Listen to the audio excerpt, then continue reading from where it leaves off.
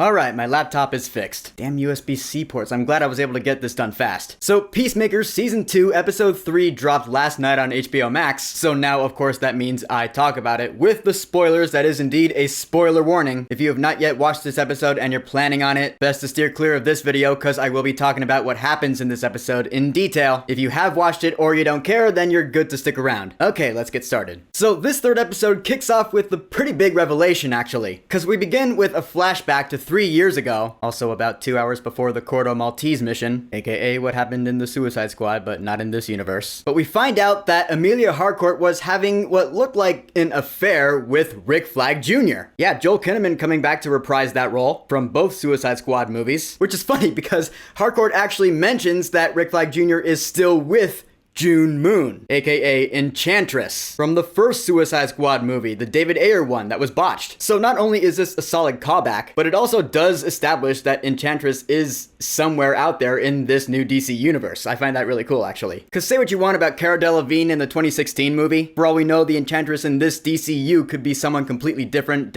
actress, I mean. Point is, the character Enchantress I still find to be really cool conceptually. I know this is really trivial, but I just found this really cool. Getting back to this flashback though, there is relevance here, since Harcourt and Rick Flag Jr. did have a thing for each other. I guess they were each other's only friends. And then Rick Flag Jr. went off on the Cordo Maltese mission and was killed by Peacemaker. I guess that would explain Harcourt's, hatred, if not indifference, towards Peacemaker. The real reason that she's so distant around him all the time. Which, yeah, sure, that makes sense, but then why didn't she say anything before about it, you know? You would think at some point during Season 1 she would have mentioned that. Then again, the details of the events of Season 1 are a little foggy in this new DC universe, but I digress. Point is, I found this flashback scene to be really interesting. One of the better flashback scenes I've seen in anything in a while, if I'm being honest, since I'm actually usually not a fan of those. So last week, episode 2 ended where Chris Smith is in this other dimension, and he's trying to replace the Peacemaker from this dimension that he accidentally killed, who was at some point in a romantic something or other with the Amelia Harcourt of this dimension. It's complicated if you're just listening to me explain the whole thing. So now our Chris Smith is trying to meet up with her. We see the Peace Cycle. That's a pretty badass looking bike, gotta say. A little showboaty, sure, but then again, it's Peacemaker we're talking about here. He's not exactly the most subtle of characters. Perfect fit for him. So he arrives at Argus, where this Harcourt still works, as opposed to our Harcourt, who is unemployed. This Harcourt is still happy at her job, but then, oh shit! Yeah, man, I did not see this coming at all. Rick Flag Jr. is still alive in this dimension. When that happened, I literally said out loud, oh shit. I mean, I guess in hindsight, it's not that big a deal. I mean, I'm sure it'll weigh on Chris Smith's conscience or something, but really just for the sake of this episode, we see that, yeah, Rick Flag Jr. is still alive in this dimension, and he's acting kind of weird when it comes to Harcourt and Chris Smith. He's just acting kind of pathetic. It was kind of funny, I guess. Not really, though, in my opinion. So now we come to this segment where Chris Smith and Amelia Harcourt go on this really cutesy date. They're reconnecting. Couple of things to mention here first, though. We see the mural, the one that has to do with all the marketing for this season. That's pretty neat. And also, it's during this scene where we first see that billboard for the Mighty Crabjoys. It's blurred in the background, but we saw it in the trailer. I like the fact that the Mighty Crabjoys have been a little Easter egg in every installment of the DCU so far. Yeah, we know from Superman, but they also made a little tiny appearance on a t-shirt in Creature Commando Season 1 as well. I feel like the Mighty Crabjoys might just be a little Easter egg in every installment of the DCU. I don't know, but I just found that pretty cool. But really, it was during this whole cutesy date segment where I was really like, okay,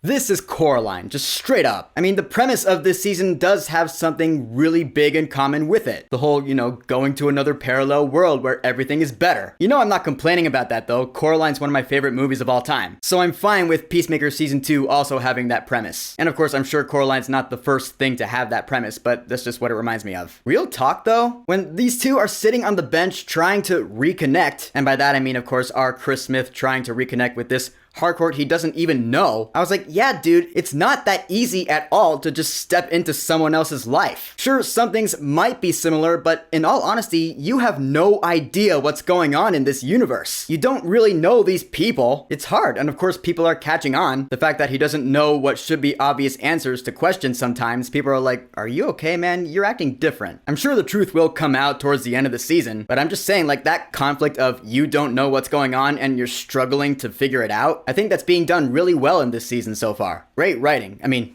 not surprised. is James Gunn. Dude knows how to write. But then all of a sudden a bomb goes off and we have ourselves a little action scene. This little group of radicals, they call themselves the Sons of Liberty because, I don't know, I guess they're big Metal Gear Solid fans or something. They're trying to set off a bomb in this building, so Peacemaker goes in there and just slaughterhouses them all. And at first I was watching this scene like, Chris, maybe this is not the best idea to just kill all these guys. Because, I mean, look, for all you know, maybe the Peacemaker in this dimension didn't kill people. Maybe he was a righteous guy. I'm just saying you don't want to go the route of John Walker from The Falcon and the Winter Soldier, just murdering someone in public, you know? Just word of advice from someone who's watched a lot of this shit. But nah, I guess it turns out that's fine. Peacemaker kills all these guys, no one really bats an eye. In fact, his brother Keith comes in, brings that helicopter down, so he kills a couple of guys too. In his outfit, I guess, what is his name? Captain Triumph? Yeah, I looked it up. That's his name. Captain Triumph. Lame name, dude. Seriously. Is that really a character from the comics? Really? Then again, I guess it's really no more cheesy than Superman if I really think about it, but I'm getting sidetracked. Back in our main dimension, Argus is really pissed off about what happened last week with Eagly attacking all those agents. So they're gonna try again, this time with the help of Red Saint Wild, the world's foremost eagle hunter, I guess, played by Michael Rooker. Of course, we know he's known for working with James Gunn. He was even the voice of one of the Superman robots. I will say though, if what we saw of this character in the trailer is anything to go by, I don't think eagle hunting is as deep as he gets. I guess we'll just have to wait and see. And also Judo Master is back. Saw that in the trailer too, much to the chagrin of one John Economos. I feel bad for him, man. He's really torn, you know? He has a job which is against Peacemaker, his dear friend. So he's torn. He's got to pick a side. That's never good. The episode ends with Chris coming back home from the other dimension while this new Argus team arrives at his house. And it's all in slow motion. This big screaming song is playing. I wasn't a fan, at least my ears weren't a fan. But yeah, I guess we're gonna have a confrontation next week, because there's our cliffhanger. So yeah, this third episode of Peacemaker Season 2, solid. Can't wait to see what happens next. So Peacemaker Season 2, Episode 3, another Rick up my sleeve. Have you watched it yet? What are your thoughts on it? And what are your theories and predictions for next week's episode? Whatever you think, go ahead and leave a comment. And of course, thank you for subscribing. Now, if you'll excuse me, I gotta finish up Wednesday Season 2 with Part 2. Yeah, I haven't started on that yet. I was going to yesterday, but then my laptop. So this will be my next video, so stay tuned for that, because it's gonna be soon. Peace!